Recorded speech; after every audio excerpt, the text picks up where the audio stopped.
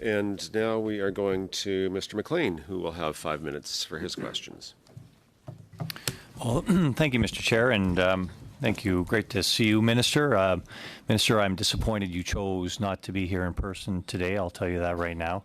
I have noticed, Minister, as you've learned this portfolio, how your narrative has changed from when you're the Minister of the Environment, and I say that with great respect, because I think that the learning you've done in this sector has been profound. But I'm going to ask you a question because I'll follow on with my colleague where she led on the critical mineral strategy. You're a big advocate of critical minerals. Can you tell me what you think the critical minerals will contribute to the Canadian economy as a number in the next 5 years per year? As I say, I mean, I think the critical minerals, well, first of all, let me just respond. I mean, I hear you in terms of in person. The only thing I would say is I have appeared before this committee now 7 times since I was appointed, and certainly I endeavor to be there in person as much as I possibly can. In terms of critical minerals, I've said many times, it is a generational economic opportunity. It is not just the mining. It is about processing. It is about battery manufacturing. It is about electric vehicle manufacturing. It is about recycling.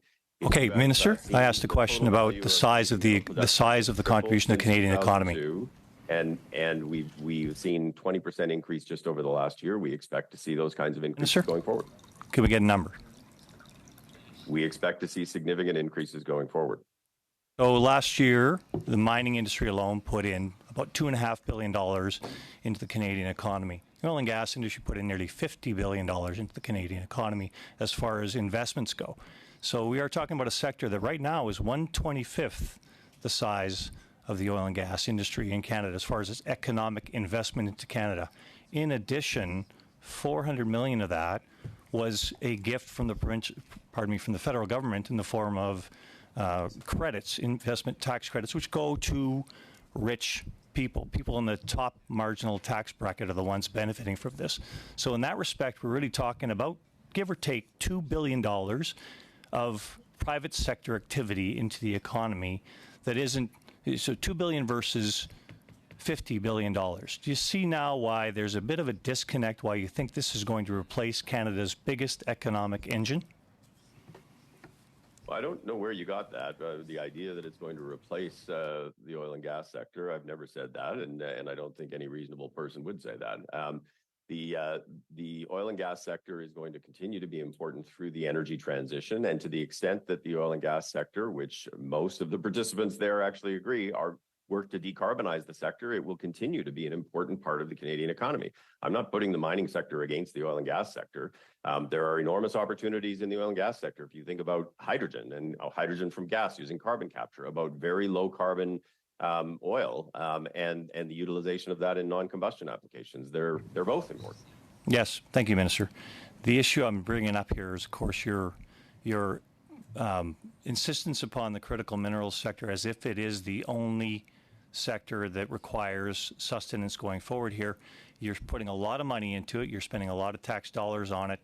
In the end, it is a minor contribution. As far as energy in this country goes, critical minerals do not produce energy. They store energy, and they're used for other high-tech operations. But we need energy in Canada to continue to sustain ourselves as a viable country going forward here, where jobs are going to come.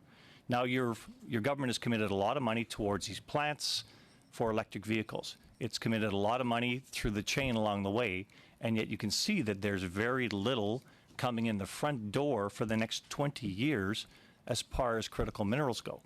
In another example, you've got the Ring of Fire in Ontario, which is going to take decades to develop, but you found out as well that will mean unearthing sphagnum, so effectively peat moss, which is going to emit 1.6 billion tons in the Ring of Fire alone of CO2 that's already trapped there. Do you see the circularity of how you're actually not getting to a climate solution here? Well, no. I mean, first of all, we've dedicated enormous resources to the energy sector as well through the CCUS tax credit, through the hydrogen tax credit. So I think you've got to be careful about some of the things that you say in terms of where the money's going. But But I would also say that with respect to projects, we are seeing an enormous uptick in terms of the number of projects. We will see much more coming through the front door. And the Ring of Fire is one of the more challenging areas for exactly the reasons that you mentioned, as well as some concerns on the part of a number of Indigenous communities. And if you're going to develop Ring of Fire, you have to do it in a manner that is not going to disturb the peat, because otherwise it doesn't make sense. You are correct about that. But that doesn't mean that there are not ways to do it in a manner that actually addresses environment and addresses concerns, legitimate concerns the Indigenous communities in the area have. Thank you. We're out of time.